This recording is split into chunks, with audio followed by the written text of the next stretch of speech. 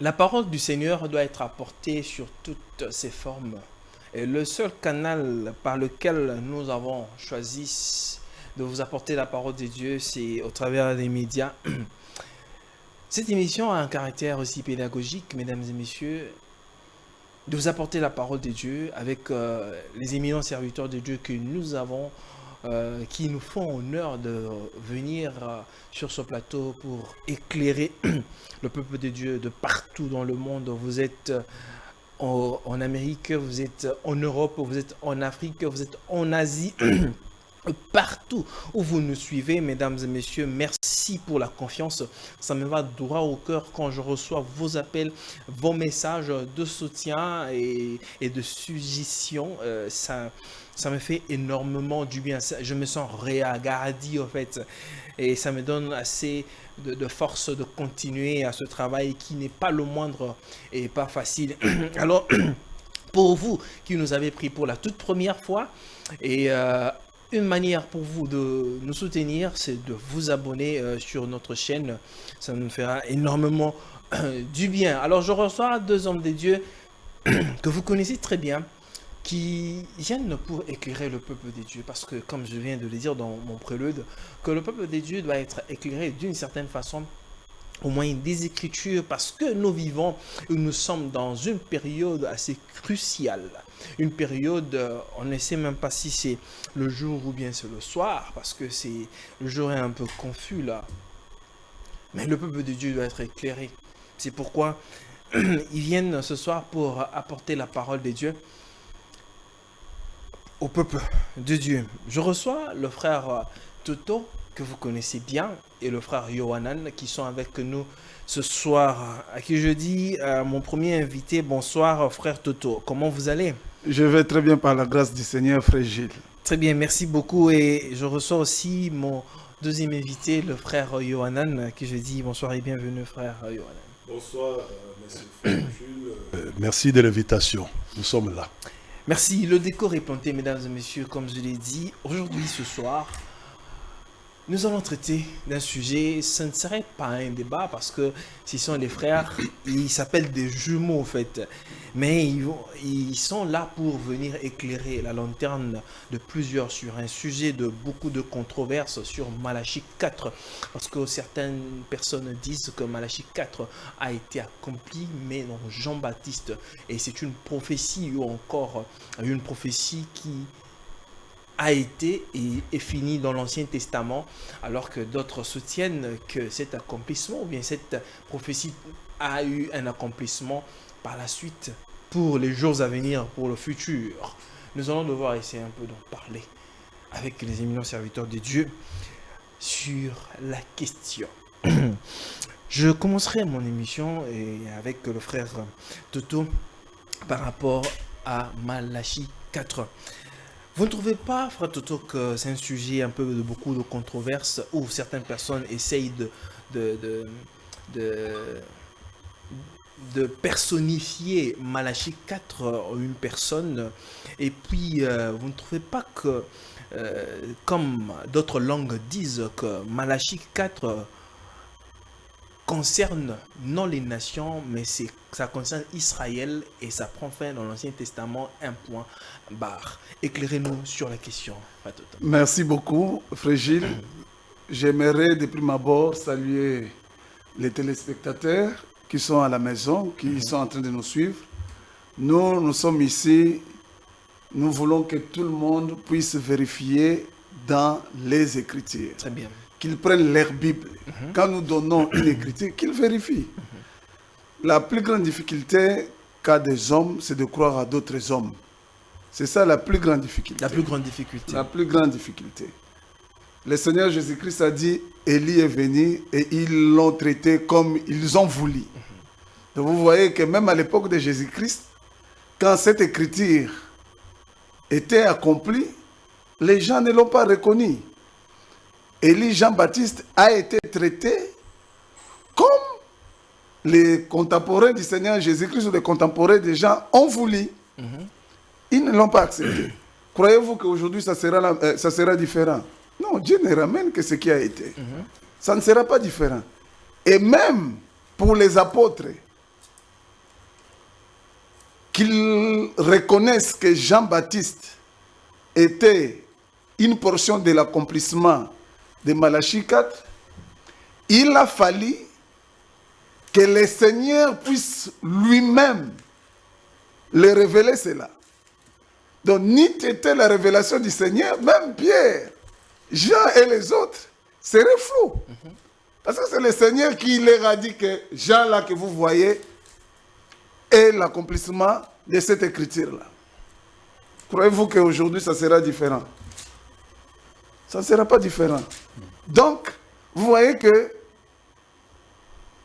la parole de Dieu est une vérité parce que Dieu ramène simplement les choses qui ont existé. Et un des apôtres, qu'on verra dans la suite, a dit que Élie était un homme de même nature que nous. C'était un homme de même nature que nous. En d'autres termes, il fait tomber en brèche même ceux qui prétendent, qui veulent faire d'Élie comme le Seigneur Jésus-Christ. Ah, il y a d'autres personnes qui veulent... Oui, il y a d'autres personnes qui continuent à prêcher même maintenant là. Élie là, qui devait accomplir Malachie 4, c'est le Seigneur Jésus-Christ lui-même. Ok. Donc, vous voyez, les interprétations particulières viennent de partout. Mais moi, je préfère qu'on lise d'abord Jean lui-même. Très bien. Dans Jean 3, je vais commencer au verset 26. Ils vinrent trouver Jean et lui dit, Rabbi, celui qui était avec toi au-delà du Jourdain et à qui tu as rendu témoignage, voici il baptise. Et tous vont à lui. Jean répondit, un homme ne peut recevoir que ce qui lui a été donné du ciel. Très bien. Un homme ne peut recevoir que ce qui lui a été donné du ciel. Donc si vous voyez un homme agir d'une certaine façon, c'est que c'est le dessein du Seigneur par rapport à cet homme. Ça c'est important. Et il continue, vous-même m'êtes témoin que j'ai dit, je ne suis pas le Christ, mais j'ai été envoyé devant lui. J'ai été envoyé devant lui. En d'autres termes, en français facile, c'est-à-dire le Christ était derrière, lui il était devant. Et il continue. Et mon ami Yohanan aime ce verset que je donne ici. Celui à qui appartient l'épouse, c'est l'époux. Celui à qui appartient l'épouse, c'est l'époux. Mais l'ami de l'époux, qui se tient là, et qui l'entend, donc l'ami de l'époux aussi entendait l'époux, l'ami de l'époux qui était là entendait aussi l'époux, qui l'entend éprouve une grande joie à cause de la voix de l'époux. Aussi, cette joie qui est la mienne est parfaite. Amen. Donc, l'ami de l'époux qui était là, quand l'époux parlait à l'épouse, lui aussi, sa joie était parfaite parce qu'il a entendu l'époux. Évidemment. Donc, Jean-Baptiste dit lui-même que quand la parole, l'époux, était une nourriture pour ceux qui étaient appelés à faire partir de l'épouse, lui aussi était là. Oh, ces gens-là qui étaient là, qui entendaient l'époux, mais ces gens-là ont fait partir de l'église. Les Pierre, les Jean, les Jacques et les autres.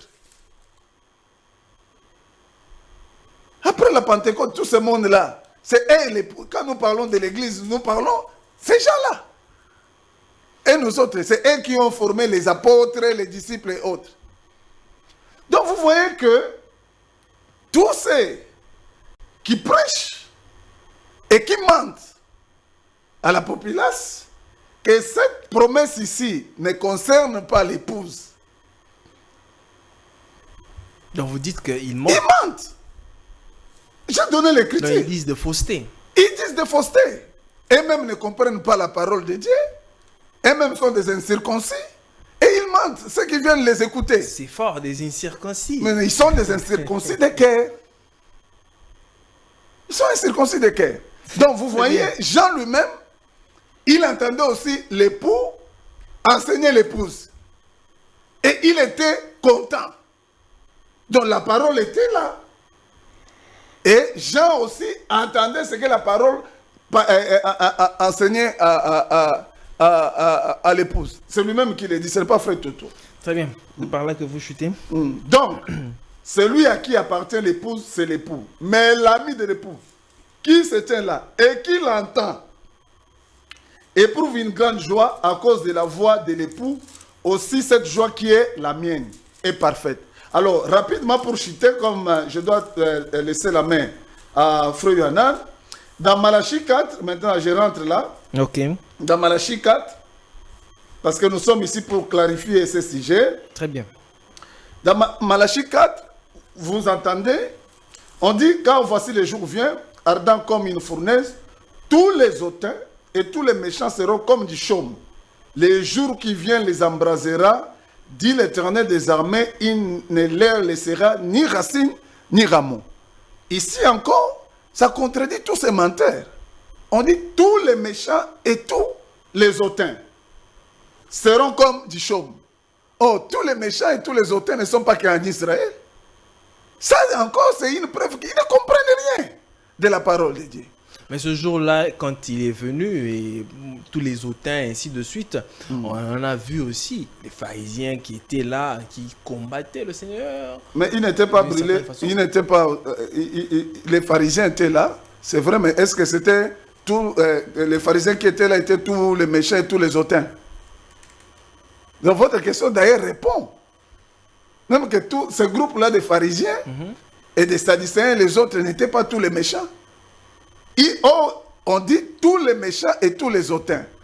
Donc, pour prouver encore à ces incrédules que cette écriture ne concerne pas simplement Israël. Et d'ailleurs, la grande confusion qu'ils ont, parce qu'ils ne connaissent pas, entre le verset, ils ne connaissent pas comment classer l'accomplissement de Malachie 4. Parce que le verset 1 jusqu'au verset, je crois, 4,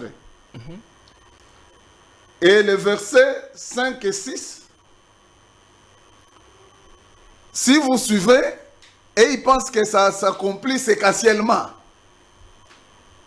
Or, le verset 5 et 6, son accomplissement se passe avant le verset 1 à 4. Très bien. Et nous allons prouver cela. Très bien. Merci, révérend. Frère Yohanan. Oui, mon frère. Malachie 4.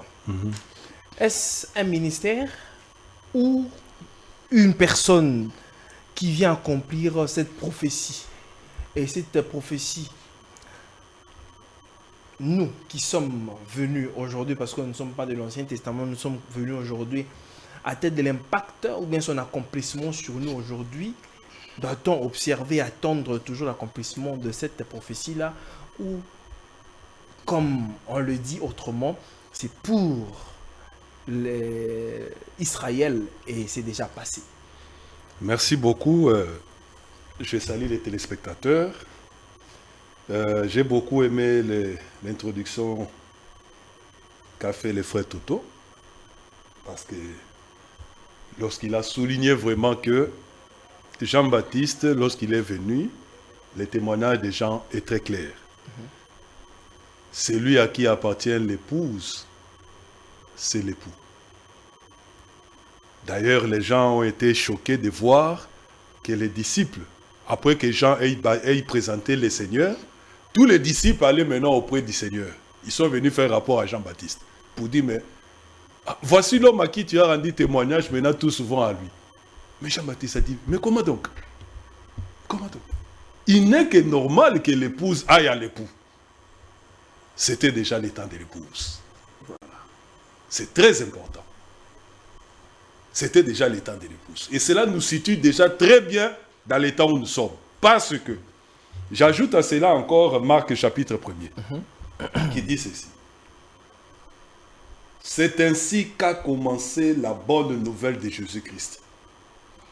le Fils de Dieu, selon ce qui est écrit dans les livres du prophète Ésaïe. J'enverrai mon messager devant moi, il te préparera les chemins. On entendra la voix de celui qui crie dans le désert, préparer les chemins du Seigneur, etc., etc., etc. Alors, l'évangile a un commencement. Cet évangile qui, selon Romains chapitre 1er, avait été promis dans les anciens temps par les prophètes dans les Saintes Écritures, il y a un moment où cet évangile devait commencer. Et lorsque cet évangile a commencé avec un homme qui avait l'esprit de Dieu sur lui. Frère Jules, je ne sais pas si vous me suivez très bien. Très bien. L'évangile a commencé avec un prophète ayant l'esprit d'Élie sur lui, qui devait ramener les cœurs des pères aux enfants. C'est comme ça que l'évangile a commencé, la bonne nouvelle. Et le Christ qui venait, il était venu pour faire quoi? Pour souligner vraiment qu'il était temps d'être dans la période de l'épouse. J'ai lu le Seigneur lui-même dans Jean chapitre 10. Jean chapitre 10. Oui, le verset 14 à 16. Moi, je suis le bon berger. Je connais mes brebis et mes brebis me connaissent. Tout comme le Père me connaît et que je connais le Père. Je donne ma vie pour mes brebis. Écoutez très bien. J'ai encore d'autres brebis qui ne sont pas de cet enclos, de cette bergerie. Celles-là aussi, il faut que je les amène. Elles écouteront ma voix et ainsi il n'y aura plus qu'un seul troupeau avec un seul berger. Donc, il était question ici du troupeau de Dieu. Mais le troupeau en question était en partie chez les Juifs et la partie restante chez les nations. Mais c'est un seul troupeau. C'est ça le temps de l'Église, le temps de l'épouse. L'épouse. Amen. L'épouse. Il n'y a pas de subdivision. Non, mais c'est un même peuple. Dieu avait déjà annoncé cette bonne nouvelle, qu'il annoncerait la paix. Parce que ce qu'il est en train de dire ici, ce sont des promesses qui avaient déjà été faites depuis l'ancienne alliance. Il avait dit, j'annoncerai la paix à ceux qui sont près et j'annoncerai la paix à ceux qui sont au loin. Ok. La paix là c'est quoi? C'est la bonne nouvelle de la paix. Devait commencer chez les Juifs, mais aussi chez les nations. Et lorsque cette bonne nouvelle a commencé chez les Juifs, je l'ai lu, Marc chapitre 1er, commencement de la bonne nouvelle, de l'évangile. L'évangile a commencé avec un homme qui avait l'esprit d'Élie en lui. Comme la chose avait commencé, le temps de l'épouse, c'est de cette même manière-là que la chose devait se terminer. Frère Jules, vous me suivez très bien. L'évangile a commencé avec un homme ayant l'esprit d'Élie sur lui. C'était Jean-Baptiste. L'hypothèse que, ça veut dire que la portion de Malachie 4, c'est pour les Juifs est tronquée. Mais quand on lit, je vous lis la parole. Nous aimons parler la parole comme a dit mon frère Toto. L'écriture. Vous dites que ça a commencé là, au début. Exactement. Maintenant, l'épouse, quand vous lisez Romains chapitre 10. Romains chapitre 10. Romains chapitre 10, et puis je fais Romains 10. Non, 1 Corinthiens 10. Excusez-moi. Je confonds toujours ces deux passages. C'est entre Romains ou Corinthiens. Mais je retrouve ça très vite là. 1 Corinthiens chapitre 10. L'Écriture dit, ne soyez en scandale ni aux Grecs, ni aux Juifs, ni à l'Église de Dieu.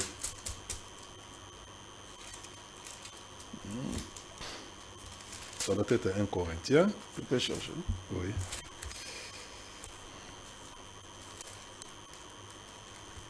Corinthiens 10. Voilà, 1 Corinthiens 10, verset 32. Mais que rien dans votre comportement ne soit une occasion de chute, ni pour les Juifs, ni pour les païens, ni pour les membres de l'Église de Dieu. Frère Jules, nous avons ici trois peuples. Il y a les Juifs, il y a les païens, mais il y a aussi un peuple appelé l'Église de Dieu. Et ce peuple-là, c'est un mystère. Amen. C'est cela dont il est question dans Jean chapitre 10. Amen. C'est cela l'épouse, Amen. qui a été appelée non seulement d'entre les Juifs, mais aussi d'entre les nations, afin de former un seul troupeau. Les témoignages que le Seigneur donne dans Jean chapitre 10, il a encore récupéré par la bouche d'un homme qui était un ennemi de Dieu, mais qui a été saisi par l'onction parce qu'il était en cette année-là souverain sacrificateur. Il a prophétisé. Jean chapitre 11, verset 51. Il est question de Caïphe. L'un d'eux, je commence par le verset 49 jusqu'à 51. L'un d'eux qui s'appelait Caïphe et qui était grand prêtre cette année-là, prit la parole. Vous n'y entendez rien, leur dit-il. Vous ne voyez pas qu'il est de notre intérêt qu'un seul homme meure pour le peuple, pour que la nation ne disparaisse pas tout entière? Or, ce qu'il disait là ne venait pas de lui. Dieu peut pousser quelqu'un qui est contre vous à prophétiser. Cela ne venait pas de lui, mais il était grand prêtre cette année-là. Et c'est en cette qualité qu'il déclara sous l'inspiration de Dieu qu'il fallait que Jésus meure pour ses peuples, pour son peuple. Et ce n'était pas pour son peuple qu'il devait mourir. Ce n'était pas seulement pour son peuple qu'il devait mourir, c'était aussi pour rassembler tous les enfants de Dieu dispersés à travers le monde et les réunir en un seul peuple. Quel est ce peuple ici? Qui réunit tous les enfants de Dieu dispersés. C'est cela l'épouse. On n'a pas spécifié seulement le peuple d'Israël. Non. C'est dans son ensemble. Tout dispersé à travers le monde. Le monde n'est pas constitué que d'Israël. Dieu a appelé ces gens, non seulement d'entre les Juifs, mais aussi d'entre les nations. Et cela a commencé, Jean-Baptiste a été envoyé pour commencer le temps de l'épouse, déjà en rapport avec les Juifs. La première portion de Malachie 4, ramener le cœur des pères aux enfants. Cette portion-là s'est accomplie dans la partie de l'épouse relative aux Juifs. Mais la partie qui nous concerne ici, quant à ramener le cœur des enfants au père, cette partie-là s'accomplit chez les nations. Voilà un peu si j'ai pu m'arrêter par là. Très bien. Et nous allons renchérir encore. Très bien. Fatoto, j'aimerais ce que vous puissiez vraiment éclaircir. Peut-être vous allez compléter le frère Yohanan, mais quand on lit dans Malachie, le verset a deux applications. Dans la chute du frère Yohanan, il a parlé de ramener le cœur des pères à leurs enfants. Et quand on arrive maintenant dans 4, et ramener le cœur des enfants à leur père. Je ne sais pas si je me trompe un peu par rapport à l'application. J'aimerais que vous me fassiez ce parallélisme-là entre Malachie 3 et Malachie 4. Parce que beaucoup de gens ont tendance à dire que bon, tout a été fait seulement dans 3. Et quelle est la place de 4? Ça veut dire que si on dit tout a été fait dans 3, c'est-à-dire on doit omettre 4 d'une certaine façon. Et où est-ce qu'on situe 4? Non. Éclairez-nous. C'est encore de l'ignorance. Vraiment. Dans Malachie 3, on annonce le ministère de Jean-Baptiste, seul. La voix qui crie dans le désert. Préparer les chemins pour que le Seigneur entre dans son temple. Amen. C'est ça, Malachie 3. Et ça a déjà eu son accomplissement. Oui, ça a eu son accomplissement. Parce que le Seigneur est entré dans son temple physique, qui est la chair, là, le corps, là. Et Jean est venu avant. À quelqu'un d'autre peut-être dira que vous aimez aussi trop le physique et peut-être c'était une métaphore, c'est une façon de dire. Toute métaphore a une application aussi physiquement. Amen. C'est ça l'ignorance. Alors, mais maintenant nous rentrons sur la question que vous avez posée là. Mais Élie, d'abord les Tishbites. Mais Élie n'a pas simplement exercé en Israël. Amen. Élie le Tishbite n'a pas exercé simplement en Israël. C'est dans 1 roi 17. Amen. Élie, d'abord, Dieu l'a demandé. Je peux lire ça. Je vais d'abord lire avant de commenter. Amen. Je vais lire ça. Nous sommes au verset 3 d'un roi 17. Pars d'ici. Dirige-toi vers l'Orient et cache-toi près du torrent de Kérit qui est en face du Jourdain. Tu boiras de l'eau du torrent et j'ai ordonné au corbeau de te nourrir là. Amen. Vous voyez que Élie le Tishbite a passé une période où ce sont les corbeaux qui l'avaient nourri. Amen. Les corbeaux. Les corbeaux, les prédicateurs dénominationnels et tout ce monde-là. Donc, j'ai fermé la parenthèse rapidement. Amen. Il a été nourri. Et après là-bas, il partit et fit selon la parole de l'Éternel. Si vous arrivez au verset 6, là on dit que Dieu a mis les corbeaux, lui apportait du pain et de la viande le matin et du pain et de la viande le soir. Et il buvait de l'eau du torrent. Et l'eau du torrent aussi spirituellement, pour ceux qui aiment la spiritualité en tout, l'eau du torrent a une signification. C'est juste. Nous allons y revenir. Mais, au bout d'un certain temps, la Bible ne précise pas, au bout d'un certain temps, c'est-à-dire après une période, Amen. au bout d'un certain temps, les torrents fit à sec. Les torrents là, des corbeaux, là où les corbeaux, ils pouvaient boire l'eau là, étaient à sec, car il était point tombé de pluie dans le pays. Alors la parole de l'Éternel lui fit adresser en ces mots. Lève-toi, va à Sarepta qui appartient à Sidon. Amen. Sidon, ce n'est pas Israël. Sidon, c'est chez les nations. Amen. Pars à Sidon. Écoute, c'est important. Amen. Et demeure là. Voici, il est ordonné à une femme veuve de te nourrir. Une femme. Pas toutes les femmes. Oh, à Sidon, il y avait plusieurs femmes. Une seule femme. Veuve. Et même cette signification de veuve là est explicite. Vous voyez, souvenez-vous aussi, parce que les gens peuvent dire, mais vous voyez qu'il avait traversé le Jourdain et tout ça. Mais le Jourdain spirituellement aussi a une signification. C'est juste. C'est juste. C'est juste. Il a traversé le Jourdain. Et quand il arrive ici, on lui dit, regarde ce qui est particulier dans les choses de Dieu. Il se leva et il alla à Sarepta. Comme il arrivait à l'entrée, regardez, remarquez ceci, de la ville, voici, il y avait là une femme veuve qui ramassait du bois. Ça aussi, on va en parler. Amen. Il l'appela et dit, va me chercher, je t'ai pris un peu d'eau dans un vase afin que je boive. Écoute-moi. Et elle alla en chercher, il l'appela de nouveau et dit, apporte-moi. Je t'ai pris un morceau de pain dans ta main. Elle répondit, l'Éternel ton Dieu. Remarque, qui a montré à cette femme-là que Élie avait comme Dieu l'Éternel? Qui? Vous voyez que Élie, Dieu l'envoie chez une femme. Mais cette femme aussi est aussi une semence prédestinée qui avait la révélation sur Élie. Amen. Ce n'est pas tout le monde qui doit avoir la révélation d'Élie. Cette femme-là, et elles ne se sont pas trouvées là-bas par hasard. Elle va ramasser 2 bois. Regarde. Elle n'a ramassé que 2 bois. 2 bois. La seule façon de cuire du pain rôti avec 2 bois, c'est mettre cela sous forme de la croix. Amen. Elle avait la croix. Amen. C'était une croyante. Déjà. C'était une croyante, cette dame-là.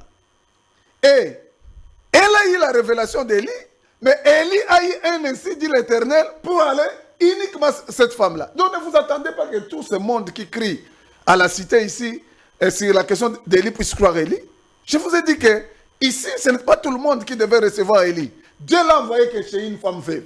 Et même Jean-Baptiste, le Seigneur a dit au petit troupeau là qui était avec lui, Élie est venu, ils l'ont traité comme ils ont voulu. Pourquoi voulez-vous que cette révélation soit publique? Cette révélation d'Élie n'a jamais été publique. Oh, la révélation Ça n'a jamais été public. Vous voyez ici, cette opération ici, ce qui s'est passé ici, c'est passé simplement chez une veuve. Et puis, quand Élie est arrivé là-bas, et ici, j'insiste, parce que les aventuriers prétendent, comme il ne pleuvait pas, vous insistez, les aventuriers, ils prétendent que cette écriture ici, forcément, ça ne doit être que Jésus-Christ. Mais alors qu'un apôtre a dit qu'Élie était un homme de même nature que nous. Amen. Quand cette écriture d'Élie s'accomplissait devant le Seigneur Jésus-Christ, Élie, Pierre, Jésus-Christ lui-même était là. Moïse. Tous les pierres n'ont pas fait la confusion entre le Seigneur Jésus-Christ et Élie. Sinon, ils devaient dire non, c'est le Seigneur qui était Élie. Pas de confusion aucune. Ils savaient distinguer le Seigneur Jésus-Christ, Élie et Moïse. Amen. Donc, ils cessent de tromper les enfants de Dieu. Alors, quand cette femme est venue, je vais fermer la parenthèse rapidement. Très bien. Et c'est par là. Vous voyez que, oui, pour laisser la parole à mon frère. Donc, vous voyez que Élie le Tishbite, dans l'ombre, il a exercé d'abord en Israël, il a exercé chez les nations, et le même esprit est encore rentré en Israël. Et nous allons expliquer ça. Donc l'esprit a commencé en Israël. Israël, les nations, Israël. Amen. Tu ramènes que les choses telles qu'elles étaient là-bas. Amen. Voilà donc. Il y a trop de confusion parce que tout le monde veut se faire docteur, prophète, ministre, pasteur, évangéliste. C'est comme ça qu'ils ne comprennent pas ces choses ici. Amen. Je repasse la Bien. parole. Merci beaucoup, frère Yohanan. Oui, mon frère. Parce qu'on a parlé sur la question de l'accomplissement de la prophétie, ou bien si cette prophétie a été accomplie en Jean-Baptiste ou en Jean-Baptiste dans Malachie 3 ou bien Malachie 4. J'aimerais que vous puissiez maintenant nous parler des missions. Les missions de 3 et 4 et nous faire un distinguo de ces deux prophéties de Malachie 3 et Malachie 4 pour qu'on ait quand même un parallélisme s'il y en a. Merci beaucoup. Grande est ma joie de suivre ce que mon frère Toto est en train de dire parce que je vois vraiment que nous sommes jumeaux. Parce que je suis dans une joie, je m'efforce de me contenir. J'ai envie de crier. J'ai envie de crier parce que c'est tellement parfait. Lorsque vous suivez les ombres, ce qui a été, vous ne vous perdrez jamais. Amen. C'est cela la sagesse que nous a donné Salomon. Il n'y a rien de nouveau sous le soleil. Ce qui a déjà été. Ce qui sera a déjà été. Dieu ne fait que ramener les anciennes choses. Mais la difficulté dans l'homme, c'est quoi? C'est que Dieu parle tantôt d'une manière, tantôt d'une autre. Voilà. Et l'on n'y prend point garde. Voilà. Pourquoi l'on n'y prend pas garde? C'est un problème de révélation? Exactement. C'est là qu'il a chuté pour dire que comment cette femme-là avait reconnu cet homme qui était devant lui. Alors que cette personne a été combattue, était rejetée. Luc chapitre 6, voici ce que le Seigneur dit. Cela ne doit pas nous étonner. D'ailleurs, c'est pourquoi nous sommes contents quand les gens nous attaquent. Voilà. Ah, vous êtes content? Très content. Très contents. Très content.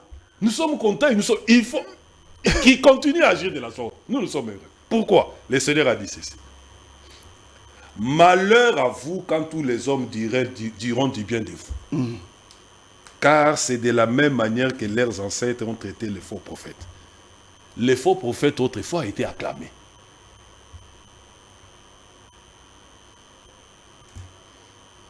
Si l'on vous acclame, l'écriture ici dit malheur à vous. Parce que c'est ainsi qu'on avait agi autrefois vis-à-vis des faux prophètes.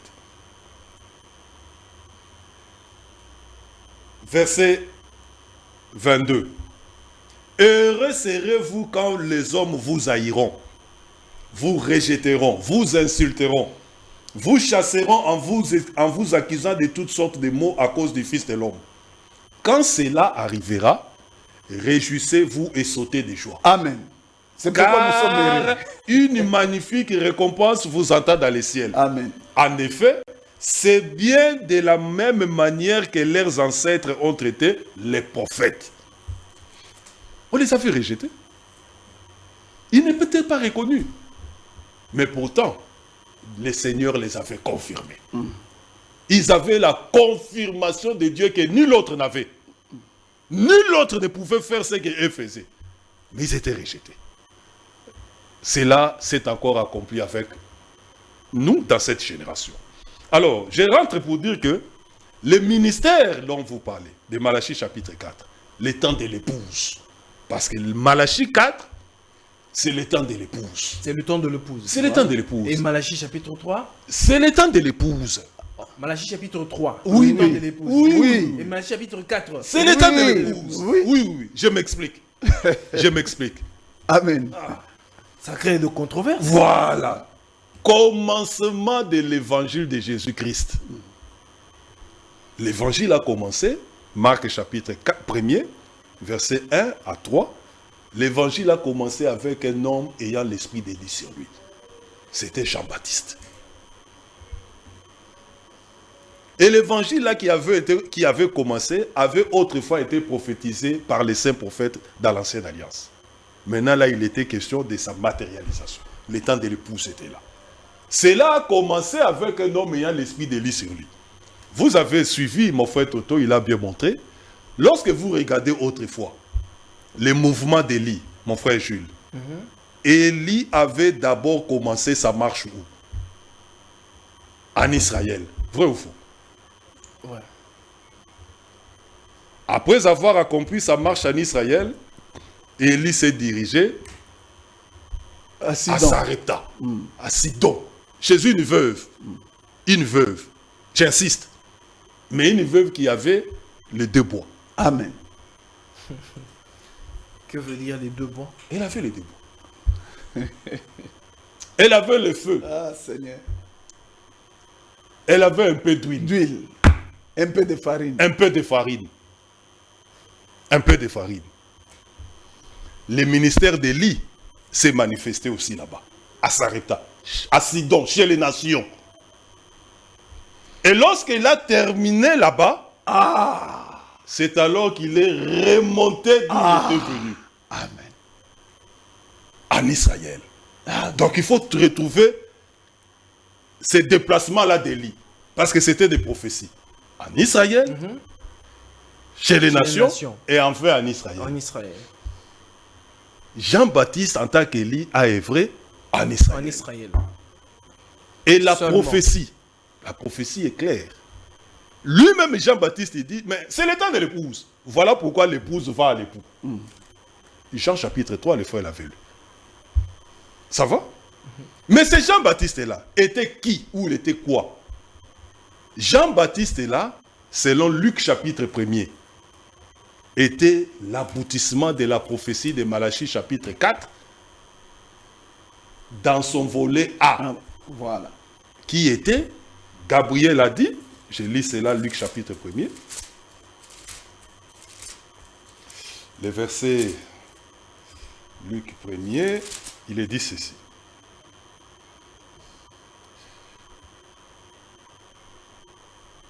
Je peux commencer depuis le verset 14. Hein. Tu l'appelleras Yohanan, Jean. Il sera pour toi le sujet d'une grande joie. Et beaucoup de gens se réjouiront de sa naissance. Il sera grand aux yeux du Seigneur. Donc le Seigneur déjà prophétise de cet enfant qui sera majeur. Parce que là encore, c'est un terme qui dérange les gens. Voilà. J'ai suivi dans votre émission ici quelqu'un qui est venu faire la guerre au frère Toto pour ne rien dire. Spirituel, spirituel, spirituel, spirituel. Finalement, lui-même est devenu spirituel. On ne comprend même plus ce qu'il dit. Il sera grand, c'est-à-dire majeur aux yeux de Dieu. Il ne boira ni vin, ni boisson alcoolique. Il sera rempli de l'Esprit Saint dès le sein maternel. Il ramènera beaucoup d'Israélites au Seigneur leur Dieu. Il accomplira la mission sous les regards de Dieu avec l'esprit et la puissance de Dieu pour ramener les cœurs des pères aux enfants. Ce que vous lisez là, c'est ce qui avait été prophétisé dans Malachie chapitre 4. Frère Jules, suivez-moi très bien. Jean-Baptiste a accompli. La portion là, la portion d'Élie, qui est celle de ramener les cœurs des pères aux enfants. Que veut dire ramener le cœur de père aux enfants? Mais je le lis ici. J'ai relis le verset 16. Il ramènera beaucoup d'Israélites au Seigneur leur Dieu. Parce que c'est ça la mission d'Élie. Élie ramène ce qui a déjà été. Lorsque Élie, autrefois, avait accompli sa tâche, il avait dit, parce qu'il est venu dans un temps où le peuple était dans la confusion. Élie est venu, et dans sa prière, il dit que l'on sache qu'aujourd'hui, que c'est toi qui ramènes leur cœur. Le peuple était dans l'idolâtrie. Le peuple avait abandonné son Dieu. Et Israël a toujours été un peuple rebelle. Le Seigneur dit, c'est que vos pères ont été, vous l'êtes aussi. Homo courède, incirconcis des cœurs, les cœurs étaient durs. Pourquoi ça? En lieu et place de la parole de Dieu, ils faisaient les profits, ils mettaient en profit leur propre tradition. Mais Jean-Baptiste devait venir pour les ramener à ce que les prophètes avaient dit. Pourquoi? Les prophètes avaient annoncé d'avance la venue du juste. Jean-Baptiste était venu en rapport avec ça. Robert, que dites-vous cette portion d'écriture où bien beaucoup de gens ils disent que de tous les prophètes, les prophètes se limitent jusqu'à Jean. Non, mais quand vous dites ça, bon, je lis seulement la parole. Ok. Je lis seulement Matthieu chapitre 23. Très bien. Matthieu chapitre 23, le verset 34. Parce qu'ils disent que ça se limite à Jean, mais ils oublient que même le Seigneur lui-même aussi était un prophète. Jésus qui est venu après Jean-Baptiste, il était un prophète. Moïse avait dit, le Seigneur votre Dieu vous suscitera un prophète comme moi. Mais c'était qui ces prophètes? Vous voyez que ce sont des croyants comme dit l'Écriture. C'est battu en brèche. Le Seigneur qui est venu après Jean était un prophète. Et lui-même, le Seigneur, la prophète venu après Jean, lui-même aussi annonce encore l'avenir. Matthieu 23. C'est par là que vous allez chuter. Il dit, serpent, race de vipères. Il nous replonge encore ici dans la sémence du serpent. Président. Hein, mon frère Jules? Mais pourquoi il est allé seulement évoquer les serpents ici? Pourquoi il ne les a pas traités de corbeaux? Race de perroquets. Pourquoi il n'a pas dit ça? Serpent, race de vipères. Comment pouvez-vous penser que vous éviterez les châtiments de l'enfer? En effet, je vais vous envoyer des prophètes, pluriel, des sages, des scribes, etc. Vous tuerez ou crucifierez les uns, vous fouetterez, etc., etc.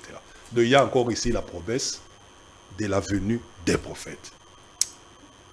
Donc c'est une fausse chose. Je termine en disant que Jean-Baptiste, en tant qu'Élie, venait accomplir la première mission relativement à l'épouse, laquelle l'épouse a commencé chez les Juifs, a marché devant Dieu avec l'esprit d'Élie pour ramener les cœurs des pères aux enfants.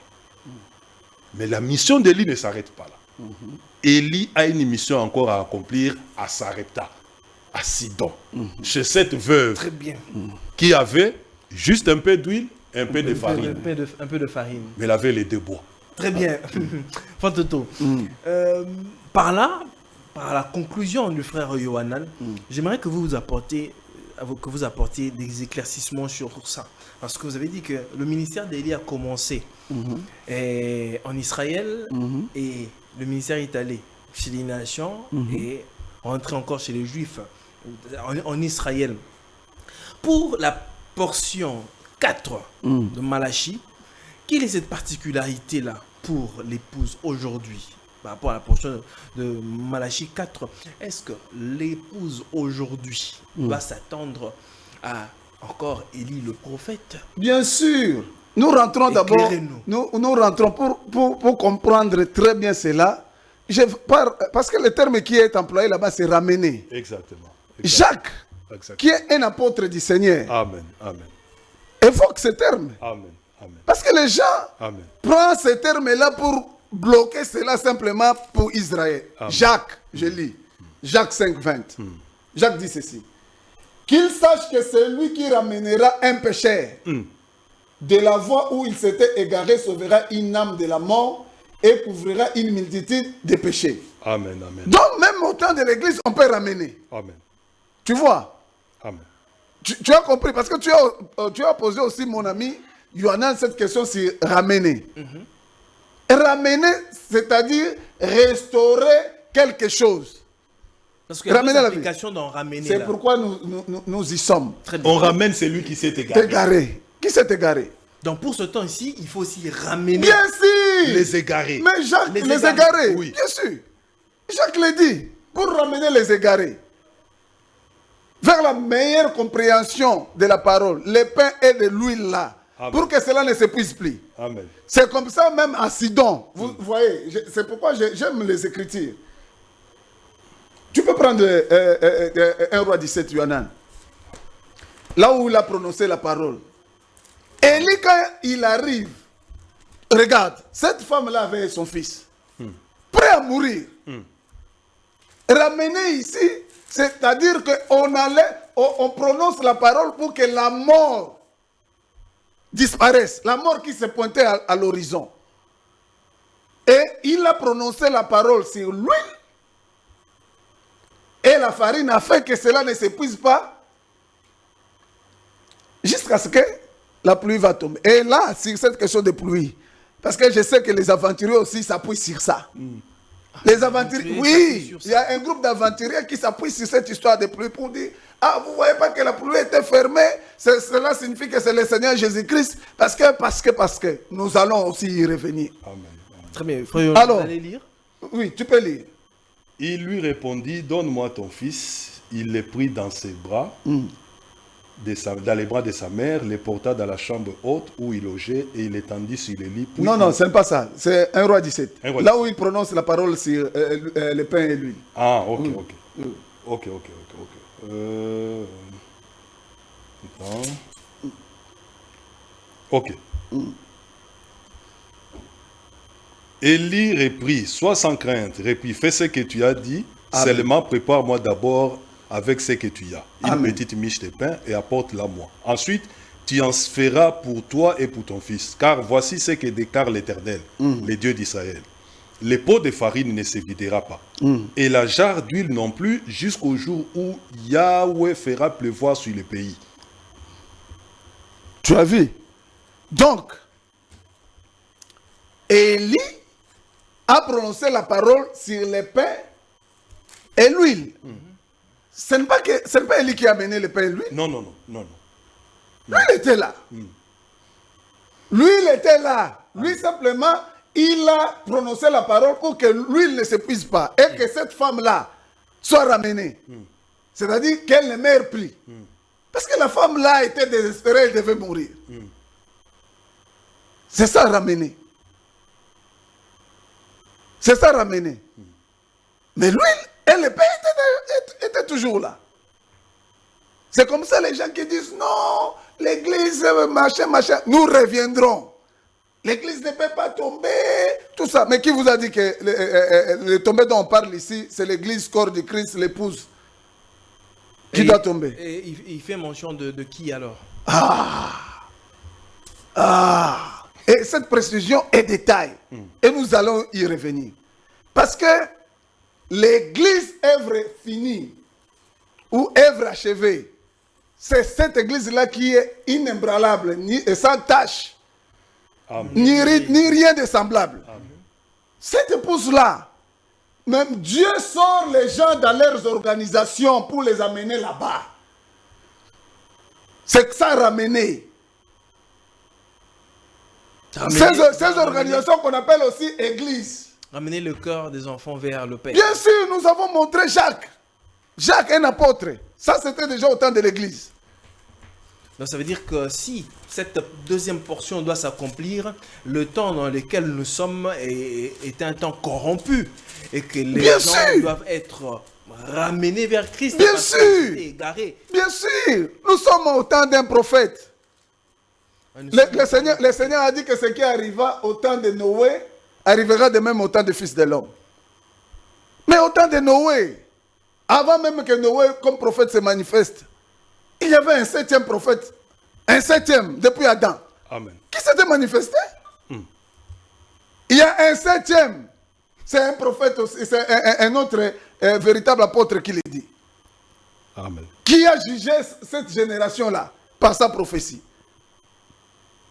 Frères, ils ne connaissent pas la parole de Dieu et sa puissance. Maintenant, nous revenons, parce que tu as posé une question intéressante. On dit que cet Élie ici va venir avant les jours grands et redoutables. Très bien. Là aussi, il y a une confusion. Grande confusion. Une très grande confusion. Éclairez-nous.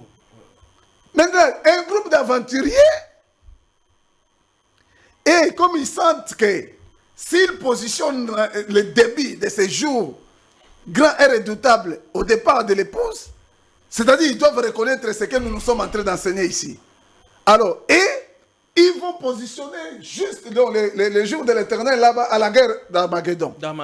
Alors que la guerre d'Armageddon est dans les jours de l'Éternel, qui est une période, toute une période. Donc, le jour d'Armageddon est dans une période qu'on appelle jour de l'Éternel. Le jour de l'Éternel. Comme une période qu'on appelle jour du salut ou jour de la grâce. On peut lire. Amen, amen, amen, amen. Si vous voulez, on lit. Amen.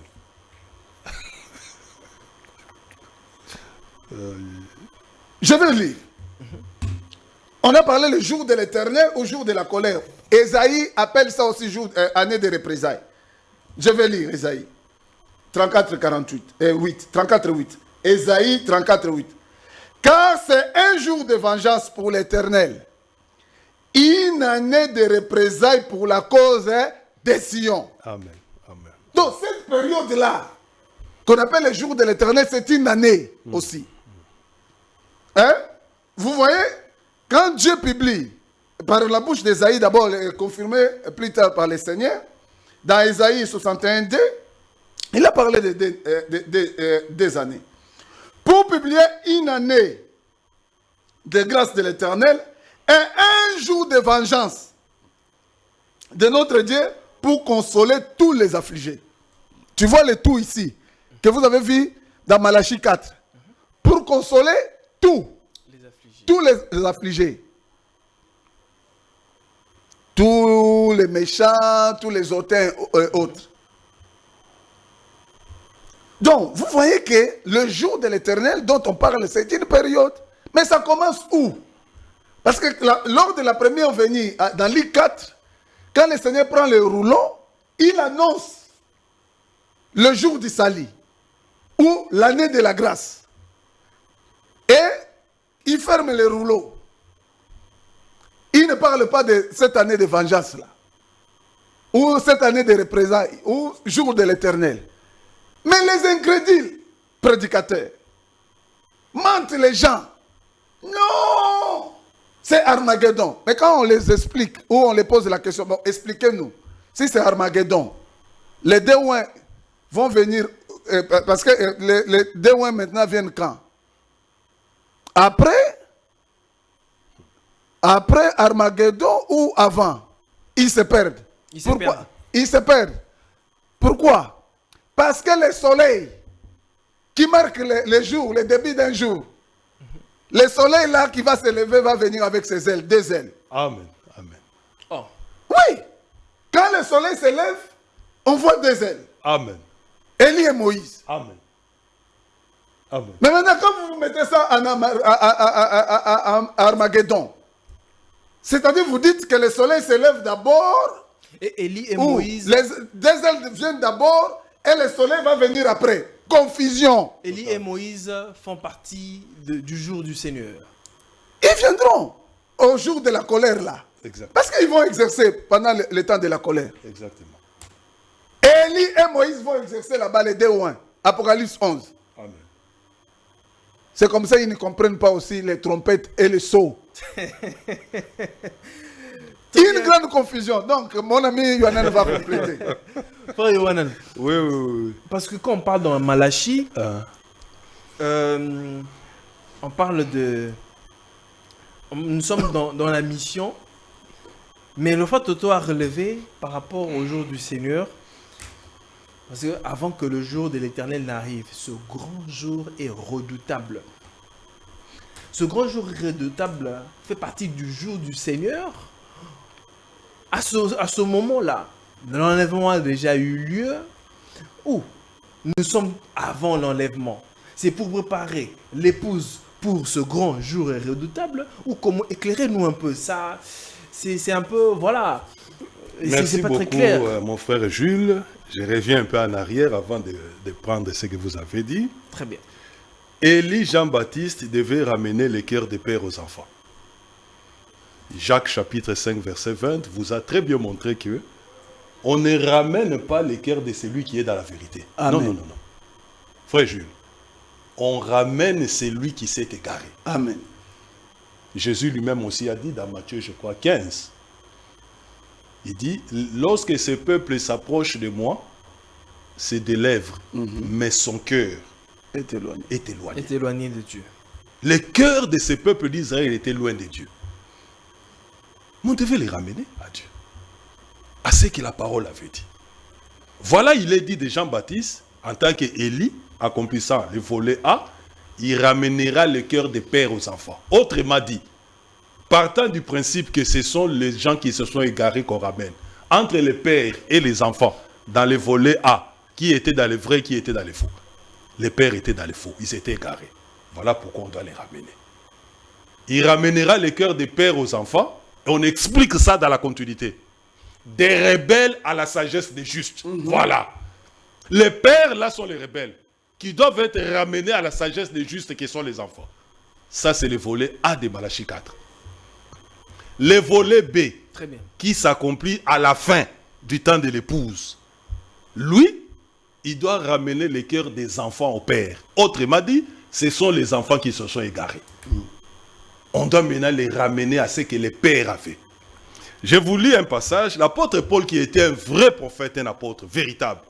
Pas tous ces gens qui pilulent la ville ici, qui se prétendent être ceux qui ne sont même pas. Ah, les gens qui sont en train de publier. Bien sûr. Qui se prétendent, ils aiment des titres. Ils sont nombreux. Ils aiment beaucoup de titres. Nombreux. C'est fort. Ils Hein? aiment, Docteur, des titres. pasteur, Ils aiment apôtre. ça. Ils aiment ça. Donc, ils maîtrisent rien.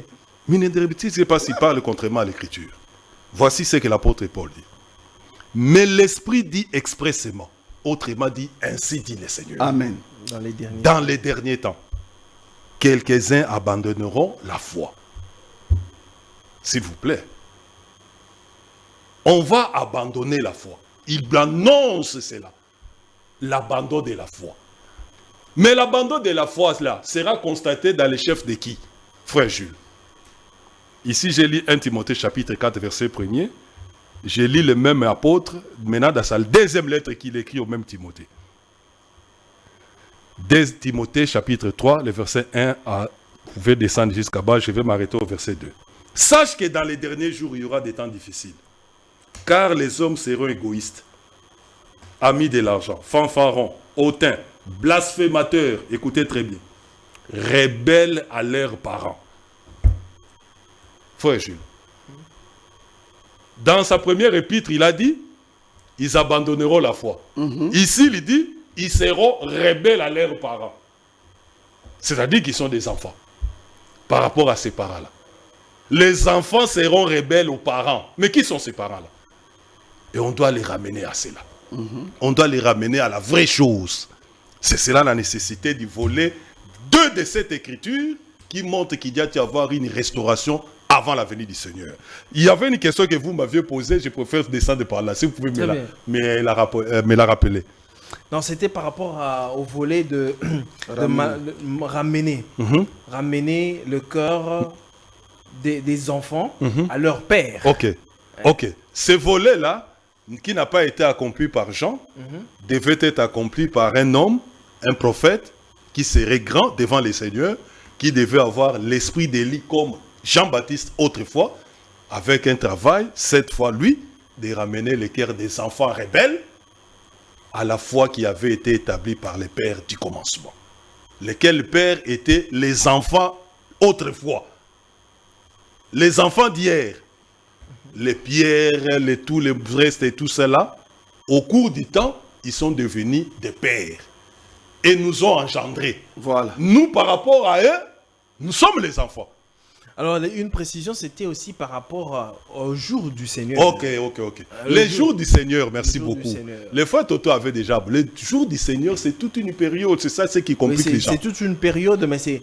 Quand Malachie 4 est manifesté, c'est pour préparer l'épouse pour l'enlèvement, ou bien ça va avant l'enlèvement, puis le jour du Seigneur s'arrête là. Ok.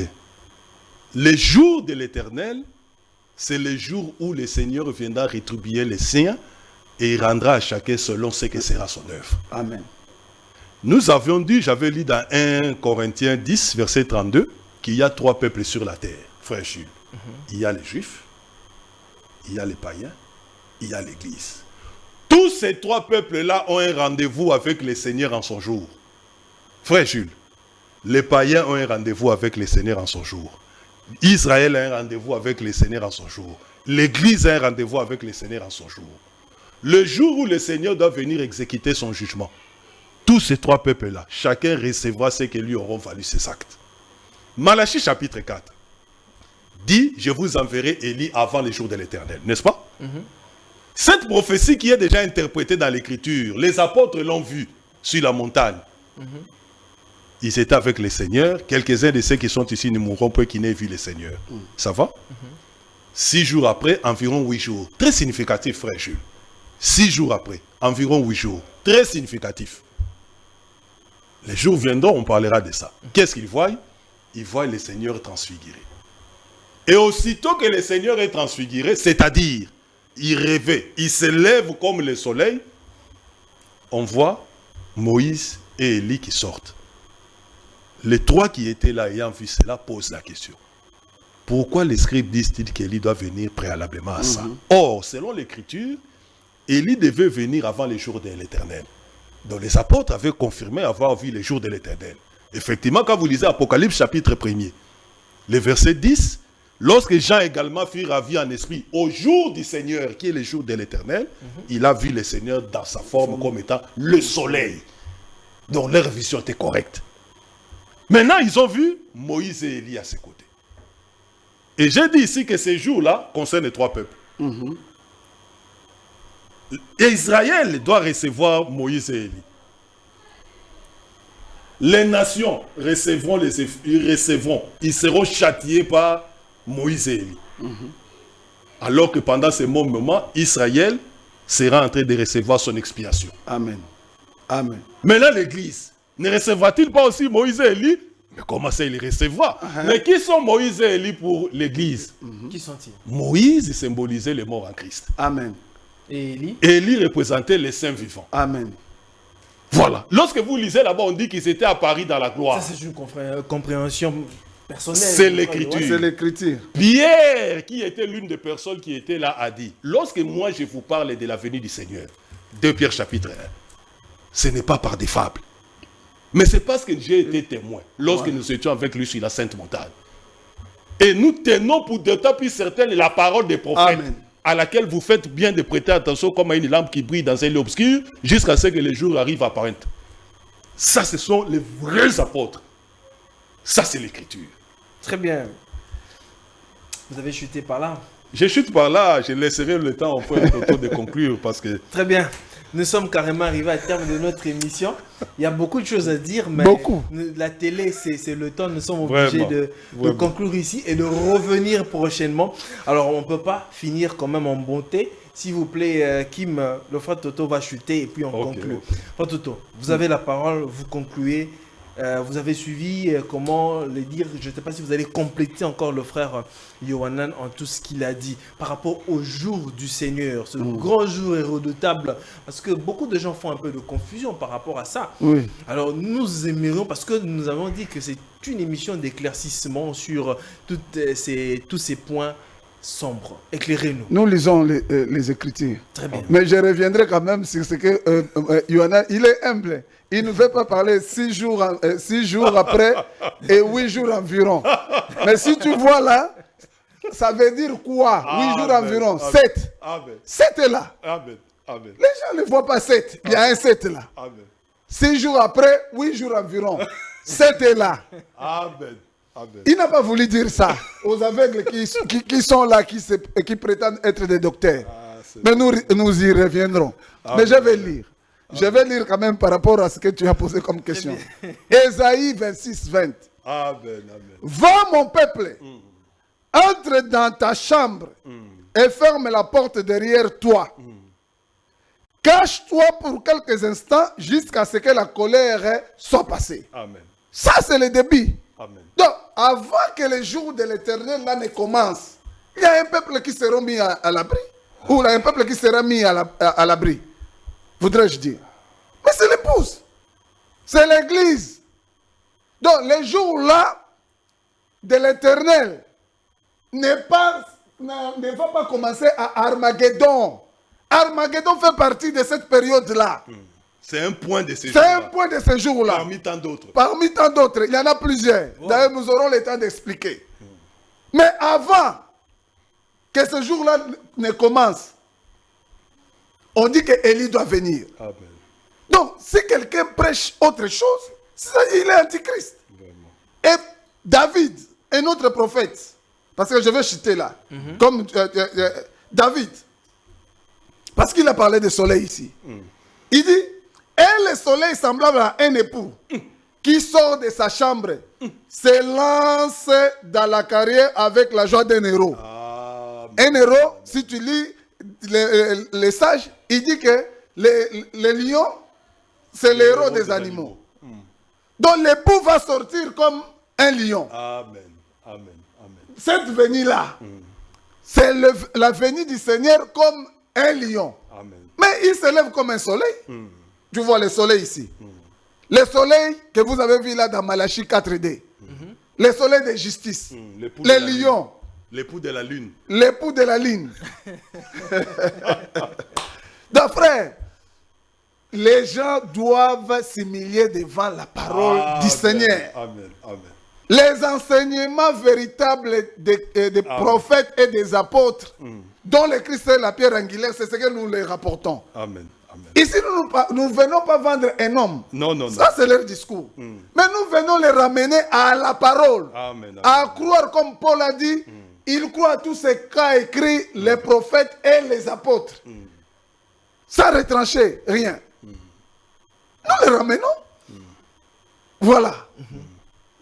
Merci. Très bien, merci beaucoup, frère Toto. Un petit mot, frère Jules, je termine en disant simplement que ce qui a été, c'est ce qui sera. Amen.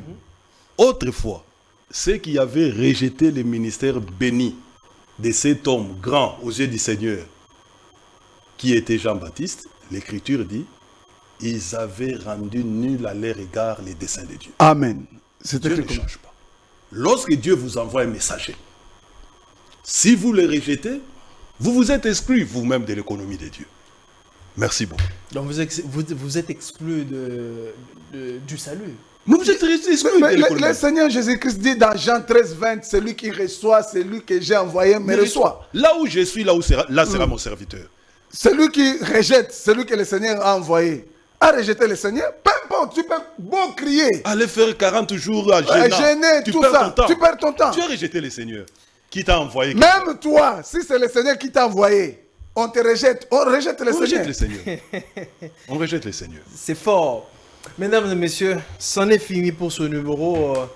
Nous avons un seul moyen, ou bien nous nous basons que sur la Bible. Amen. Et Amen. sur la Bible, et ici on n'utilise aucun autre livre si ce n'est que la Bible. Vous voyez, le frère Yohanan, le frère Toto n'ont lu que la Bible ici. Ce ne sont pas les pensées humaines ou les interprétations particulières, c'est la Bible. Si vous estimez que vous avez une certaine connaissance de la parole de Dieu sur la Bible, pas vos enseignements, ou voilà, et tout ça là, mais la Bible, venez et le plateau est disponible à tout le monde. Alors, merci beaucoup, frère Toto, merci frère Johan. Merci beaucoup, Yohanan, de répondre à cette invitation et d'être toujours là présent quand on a besoin de vous, et que Dieu vous bénisse richement. Amen. Merci. Mesdames et messieurs, c'en est fini. Merci à Kim, merci à Christian, merci à Bestel, merci à la grande équipe de Congo Buzz. On se retrouve très prochainement. Que la paix soit avec vous et que Dieu vous bénisse. Au revoir.